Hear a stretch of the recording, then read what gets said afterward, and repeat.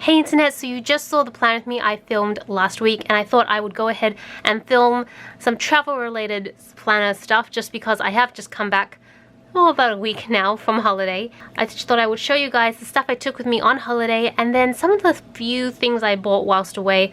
I didn't buy as much as I was planning to. I did visit a couple of shops, but the truth is, this time we actually traveled with one massive suitcase and that was pretty much it, whereas most trips we take two massive suitcases. But if you know me, you know that I have a little bit of a hoarding issue where I just love to buy stuff and collect, and I'm really trying to cut that down, which means just not buying too many things when I travel. So the first thing I want to do is get into some of the stuff I took. I had actually planned to bring my Erin Condren planner with me so I could update that on the go. Unfortunately, that didn't really happen because it was a bit too heavy. It took up a little bit too much space, and so in the end I had to let it go and leave it at home. But I thought I would quickly show you guys the updated spreads so you can kind of have a feel for what it looked like once finished, because the minute I got home I started updating it. As you can see, it's a lot more full now. And a lot of things changed. Things just didn't go according to plan all the time, and that's perfectly normal. But this is the time in Munster we spend a lot of family time. And the thing that really upsets me is that I had vlogged pretty much all of this, and then I'm pretty sure I lost the vlog footage by accident. So I'm not even sure if any of this is on the vlogs now, but the next 2 weeks are, so that really kills me. But it is what it is. So we spent a lot of family time, a lot of shopping in German supermarkets, and just buying chocolates. As you know, we then flew up to Edinburgh where we saw Nessie the Loch Ness Monster. Not really, but it's kind of. And then visit Edinburgh Castle and just check out Edinburgh. Then we trained down to York, which was pretty interesting. We went around York. It's very quaint, kind of small, but very beautiful at the same time. The Airbnb we stayed in was an Airbnb? No, bed and breakfast, that's right. The bed and breakfast we stayed in was really beautiful. I loved it.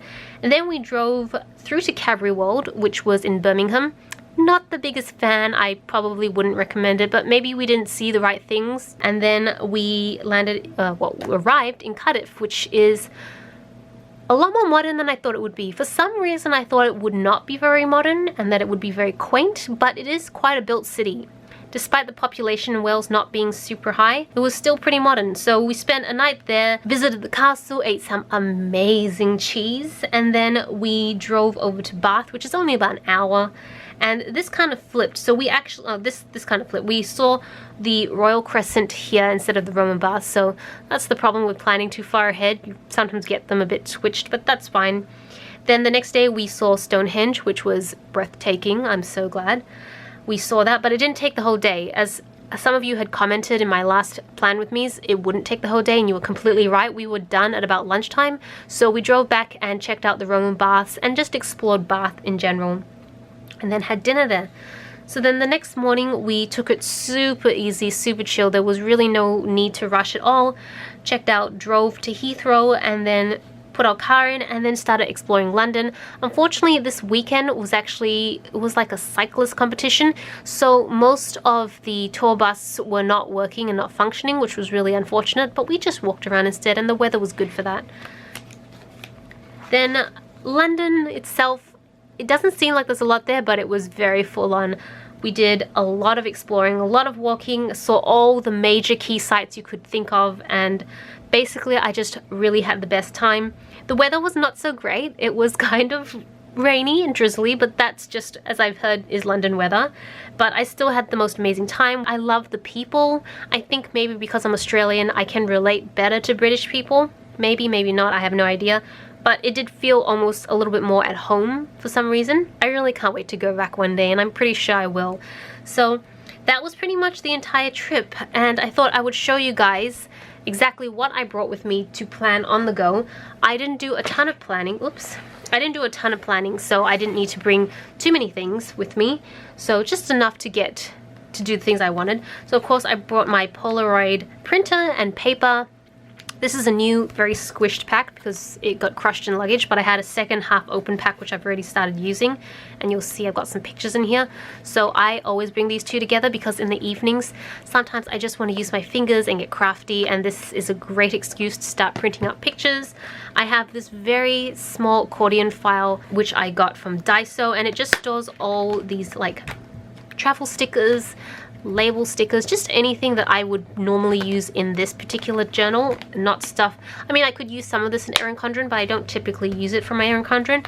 And then I of course took my travel planner, which is pretty full now, so I think I'm going to start a new one for the next trip. My next trip is actually to Hawaii at the end of the year, so I will start a new one for that. And you can see I'm pretty bad at filling this out. I still have many empty pages to fill out, just like I went to Bulgaria not too long ago and I didn't fill that out. But anyways, I have my Europe trip here, and as you can see, I've been sticking down the tickets that I'd gotten. Oh, it's gotten super light all of a sudden. Weird. Okay, there we go. I've sticking my tickets, and I printed out some photos. I don't know why I took a selfie, I just felt like it. This was the drive when we were in Germany, and some of the castles and gardens we saw. It was seriously amazing. And then it gets kind of empty as you go along, because all I really did, which is what I tend to do when I travel, is just stick the little bits and bobs in whilst I'm there, just so I don't lose it. Otherwise it will likely get crunched up somewhere and then I'd lose it and never see it again. So I just like to stick them in as soon as I can. So you've got your Cardiff Castle, Stonehenge. These are all my tickets, so they look kind of like promotional material, which kind of bumps me out. But the other side is actually the printout for the time, date, and the price of the ticket. But I thought putting it this side would be much nicer, so that's why it looks a little different. We went to see the Shard. This was the original tour bus. This is like kind of a silly joke. I went to Boots so many times, and each time I bought a little bit of No. 7 skincare because I really have heard amazing things, and they kept giving me these vouchers and I kept forgetting to use them, and in the end I used none of them. So I had like 3 or 4 at the end, and I was so bummed out because I could have gotten like 15 pounds off altogether. Not cool. And then we ended up flying back, and as you can see, there's only like a few pages left, and the trips I've had so far, this dates all the way back to China, Taiwan, that was last year. I think this was October last year. Oh yeah, September last year. This book obviously is very precious to me, and I take it every time I travel, just like a memory keep. But in order to maintain that journal, I need a bunch of tools. So I've been using this particular pencil case because I like that it has 2 compartments in it. It's very flat and it's durable. I think this is like plastic or fake leather or something, but super durable. I brought my watercolor kit and my Pentel water brush, I'm not sure, water pen. As you can, I think I've shown this a million times. It's the same kit.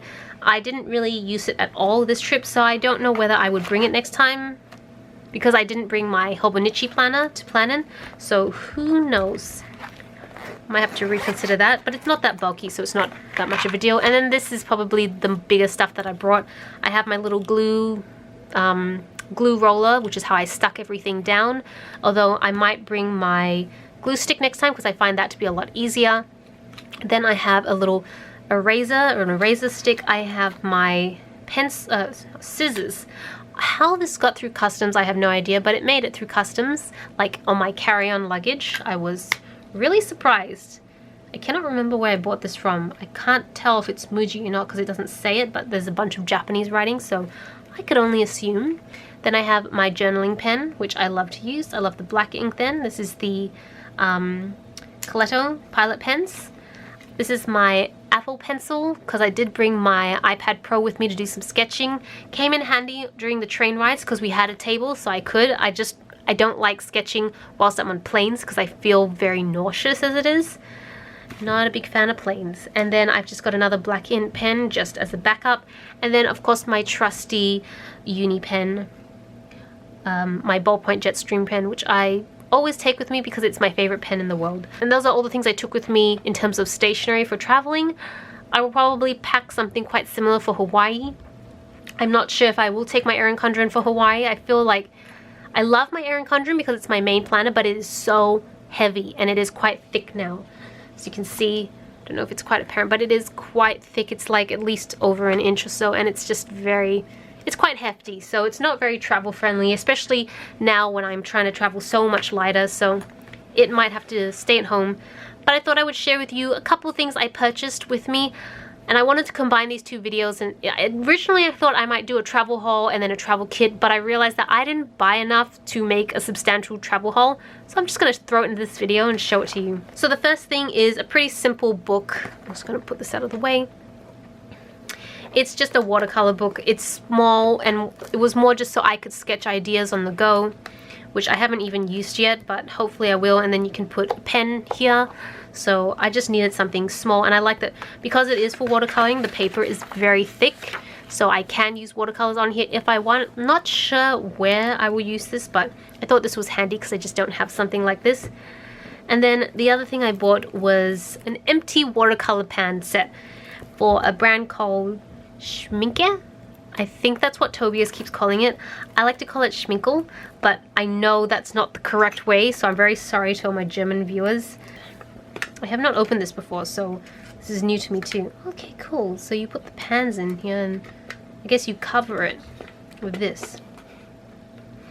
But yeah, I'm pretty sure Tobias said it was Schminke. So I did buy a bunch of pans. I don't know all the colors, but I mean, I bought enough to fill it out, all those. So I think what I'm gonna do is just shut the camera off for a second, put all these in, and then I'll just show you what it looks like. Okay, I'm back. I've put all the colors in the tin. It's kind of, the configuration feels really weird because they're kind of like a bit slanted up. I don't know if you can see. Yeah, you can kind of see they're a bit slanted up. So I don't know if that's how they're supposed to sit. Honestly, I'm not a huge fan of this packaging. It feels very rough, like the edges are, the whole thing is like metal tin, and it feels very rough, and I can imagine this being a bit heavier to travel with. But I am curious to see what the watercolors are like for Schminke. I first heard about the brand on Purist Blue's channel. I'll link hers down below. I love watching her channel. She is based in Germany, and she always has such interesting stationery. It makes me want to buy stuff all the time, so I definitely want to pick this up whilst I'm there. So I really hope you enjoyed this video. Hope you guys have an amazing week. This is Celina reporting from my room. Back to you, internet.